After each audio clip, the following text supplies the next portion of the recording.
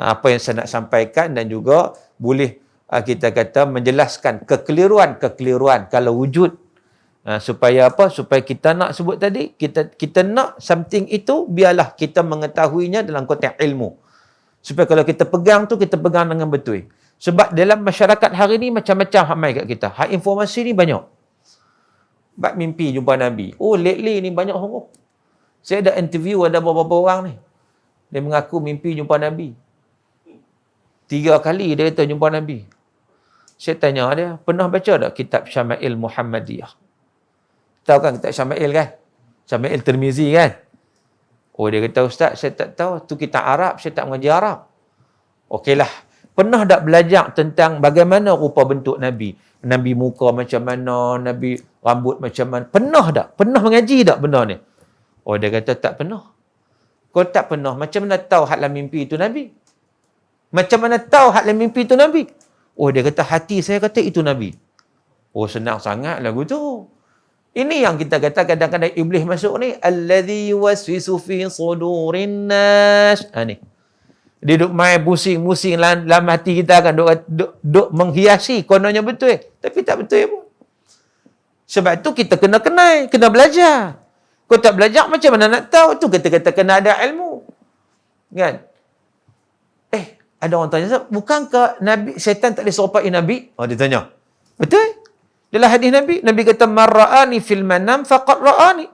Siapa yang tengok aku dalam mimpi, kata Nabi, sesungguhnya betul dia tengok aku. Sebab apa? Fa inna syaitan la yatamathalu bi. Karena syaitan tidak boleh menyerupai diriku. Baik, itu clear, hadis itu clear. Tak ragu. Nabi kata, siapa yang tengok aku dalam mimpi, betul dia tengok aku. Sebab syaitan tak boleh menyerupai diriku.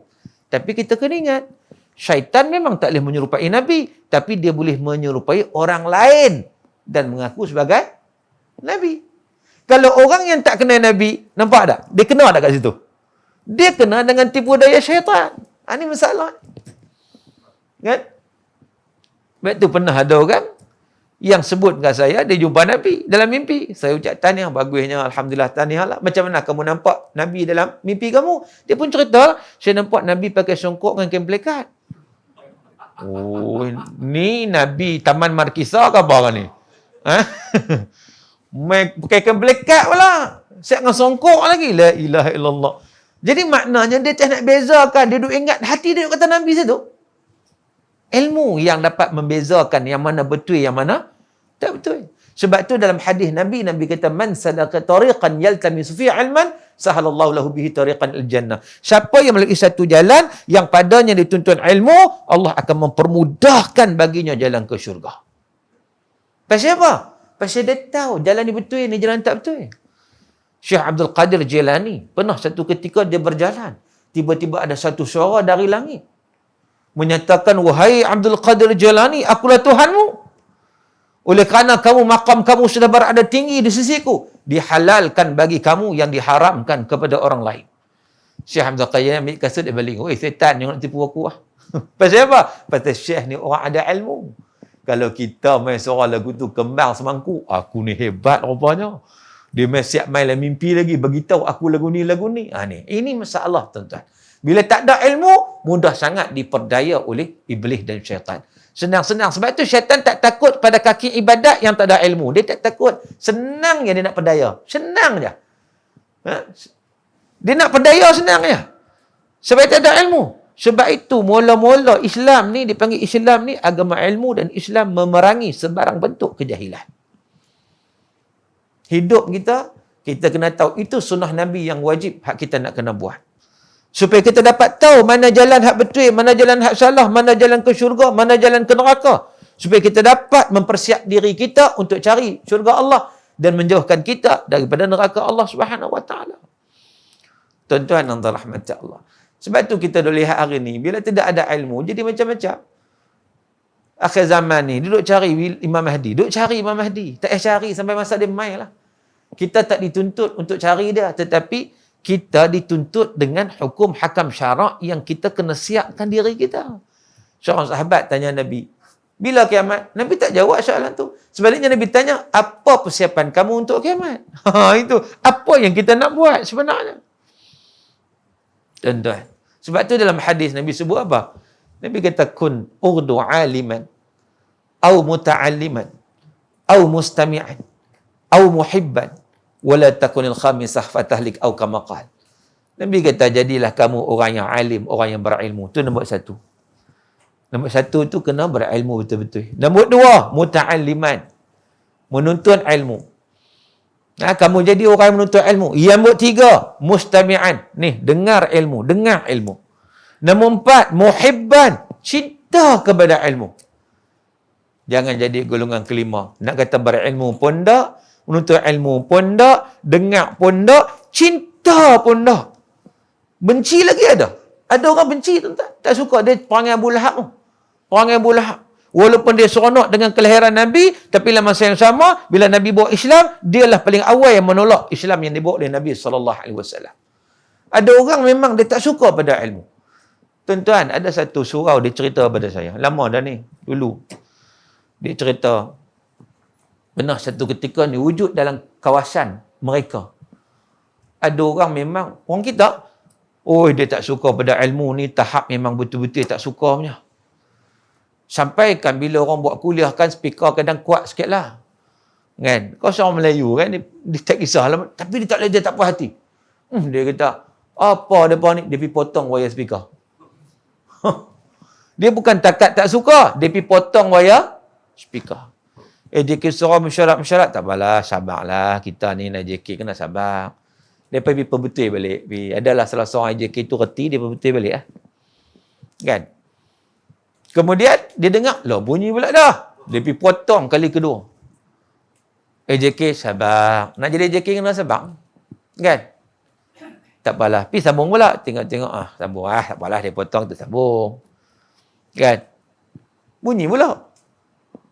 Tiba-tiba dia tak puas hati juga. Dia pergi potong kali ketiga. Kali ketiga bukan takat dia potong, dia pergi bakar wayar tu. JK tak apa, kita pergi sambung. Pergi sambung tak boleh lah. Pasal kawan JK pun takat mana ilmu dia sikit. Ya, ilmu dia pasal wayar-wayar ni, elektrik ni. Lebih-lebih aku tak kerti. Dia kata, kalau guna aku tak kerti, kena panggil TMB lah. Panggil orang yang berkeahlian, panggil TMB mai. TMB tengok-tengok. Dia kata, ni bukan sikitnya rosak ni. Nampak sikit, tapi dia habis semua. Kena buat lain, wiring semua kena buat lain. Kos dia 50 sampai 60 ribu ringgit. Terkejut mereka terduduk lah. Kita duduk Sabak lama ni, rupanya sampai lagu ni buat macam mana ni? Ada kata, jom kita pergi rimbuk dah. Jangan. Jangan buat satu keputusan yang menyalahi undang-undang. Tak apalah lagu ni lah, ambil keputusan, buat report polis. Kita ikut saluran undang-undang, buat report polis. Buatlah report polis. Bila buat report polis, tuan-tuan, OKT, orang kena tuduh dia dipanggil lah. Boleh panggil buat siasat. Tanya dia, kamu kan buat ni? Kamu kena mengaku ni. Dia kata, pasal tuduh saya. Ada bukti. Ada CCTV. Dia pun terdiak lah. Ada CCTV. Ada bukti. Yang tunjuk saya yang buat. Kan? Dia cuba nafikan. Polis tu pun dia pun ada pandai trik juga. Kami tahu. Tak tahu pun kata tahu lah. Kami tahu. Kami ada intelijen kami apa semua. Kamu kena ingat. Dia kata. Kamu ingat kes ni kecil ke? Nampak macam kecil. Kamu tahu tak? Kos nak baiki itu 50 sampai 60 ribu ringgit. Dia dengar, dia terkejut. Saya potong pendek ni nya. Pasal apa? 50 ribu. Lah kali dia dengan tak sengaja tu terkejut dengan 50 ribu tu. Termengaku. Orang tak mengaji bukan cerdik mana pun. Kan, tuan-tuan? Jadi maknanya, ada orang lagu ni. Kita dah ingat tak ada? Ada. Dan Nabi dah bagi tahu golongan macam ni, golongan yang binasa. Dia sama macam Abu Lahab. Nabi duk dakwah ikut, dia duk ikut belakang, duk nak kacau Nabi. Macam-macam dia berkata. Akhirnya dia akan terus berada dalam kejahilan. Orang tak mengaji ni tuan-tuan, dia akan terus berada dalam kejahilan. Yang amat-amat merugikan. Pernah satu ketika ni di Kuala Lumpur tuan-tuan. Cerita di Kuala Lumpur. Saya duk pergi satu surau ni. Ada mereka mengadu ke saya. Mereka kata, Ustaz, ada satu kumpulan ni, 4-5 orang ni, geng-geng pencen lah ni, pencen. Tapi mereka satu ya, bab semayang ni, 5 waktu tak pernah tinggal di surau ni. Subuh dia main. Kan senang nak main subuh tu, tapi dia boleh sampai. Lohak dia main, asar dia main, maghrib dia main, isyak dia main. Pasal apa? Pasal dia pencen. Pasal apa? 4-5 orang ni geng. Jadi, boleh jumpa dekat surau kan. Jadi, pot tempat dia jumpa. Tapi satu hak dia tak suka. Mengaji pun tak mau. Mengaji pun tak mau. Tengok, mengaji balik. Dengar azan sekali, dah habis mengaji, baru dia main. Begitu. Dia nak jadi cerita dia pula. Dia mengaji tak mau. Dia kata, kami tak mau dengar ni semua ni. Mengaji ni mengarut je. Kita nak fokus ibadat je. Kan. Lalu apa jadi? Mereka ni, pernah satu ketika ni, dia suruh cerita kat saya sendiri. Lepas main subuh apa semua, mereka main subuh main. Ramai main. Zikir apa semua. Okay. Lepas tu ada kuliah. Taklah meja ni, nak panggil. Tengok. Kuliah. Ada kuliah, 4-5 orang pakai tengok. Jom kita belah. Sebelum belah tu, sempat sembahyang ba'diyah subuh 2 rakaat. Baru balik. Makna apa tuan-tuan? Adakah ba'diyah subuh ni? Dan lagi buat ba'diyah subuh 2 rakaat sebelum balik mengaji tak mau. Ini bahana dia. Dia duk rasa dia selesa. Dia duk rasa amalan dia bagus. Dia duk rasa dia dekat dengan Tuhan. Tapi setan gelak renyeh kat dia. Dia kena terpedaya macam tu saya. Dia tak tahu apa hak dia buat. Dia tak tahu betul ke salah hak dia buat. Dia pun tak tahu. Dia pakai ikut suka dia. Sedangkan Nabi kata, man amila amalan laisa alaihi amruna fahuwa rad. Hadis riwayat Imam Muslim. Siapa yang buat satu amalan yang tidak bertepatan dengan apa hak Nabi ajak, rad, rejected, tertolak. Nak tahu apa hak Nabi ajak? Kena mengaji. Kena tuntut ilmu.